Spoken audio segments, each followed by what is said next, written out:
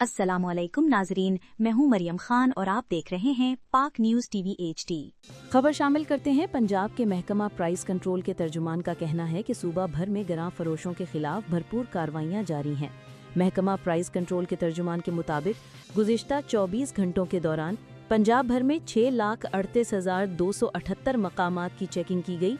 14,522 गरां फरोशों को जुर्माना, 22 के खिलाफ मुकदमा दर्ज जबकि 245 को गिरफ्तार किया गया है। तर्जुमान का कहना है कि आटा निर्खों के लिए 59,022 मकामात की चेकिंग की गई।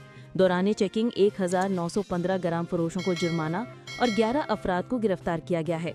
इसी तरह चिकन के गोश्त की कीमतों पर 1,359 नाजायज़ मुनाफाखोरों को जुर्माना, 1 के खिलाफ मुकदमा दर्ज जबकि 15 अफराद को गिरफ्तार किया गया है।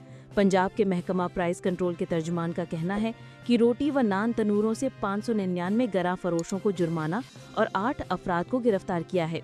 महकमा प्राइस कंट्रोल के तर्जुमान के मुताबिक चीनी के निर्खों में इजाफे पर 520 नाजायज़ मुनाफाखोरों को जुर्माना और 25 अफराद को गिरफ्तार किया गया है। अब तक के लिए इतना ही। मज़ीद खबरों के लिए देखते रहें पाक न्यूज़ टीवी HD।